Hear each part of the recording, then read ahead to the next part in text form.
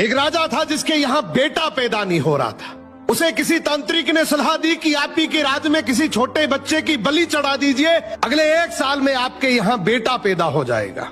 राजा ने ऐसा ही किया। अगले ही दिन ऐलान करवा दिया कि जिस घर से बच्चा दिया जाएगा उस घर को ढेर सारा धन दिया जाएगा। राजा का ये ऐलान एक गरीब परिवार ने सुना तो अपने घर के सबसे छोटे बच्चे को भेज दिया कि ये बच्चा हमारे किसी काम का नहीं, इसे रख लो। अब बलि चढ़ाने की पूरी तैयारी हो गई। राजा ने बच्चे से पूछा, कोई तुम्हारी आखिरी इच्छा?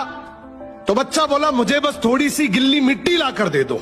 मिट्टी लाई गई तो उस बच्चे ने उस मिट्टी से छोटे छोटे 4 मकान बनाए और उसके बाद एक एक करके 3 मकानों को लात मारकर गिरा दिया।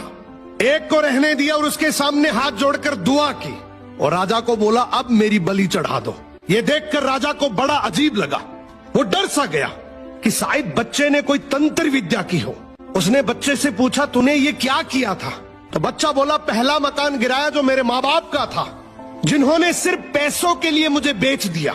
दूसरा मकान रिश्तेदारों का था, उन्होंने भी मेरे माँ बाप को ऐसा करने से रोका नहीं, तो उनका भी मकान गिरा दिया।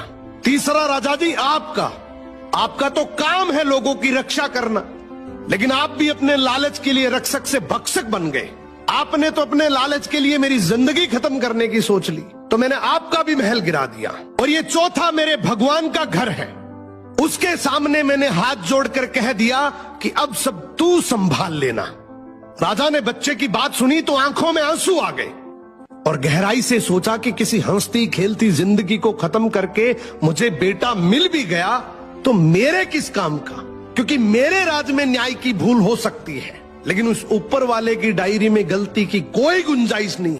राजा ने रोते हुए बच्चे को गले लगा लिया और बोला, आज से तू ही मेरा बेटा है। इस कहानी का मतलब है कि दुनिया के सामने झुकने से कुछ नहीं होगा, क्योंकि दुनिया अपने मतलब के लिए कुछ भी कर सकती है। झुकना है तो उस भगवान के सामने, जिसके सामने झुकने से तुम्हारा कोई कुछ नहीं बिगाड़ सकता।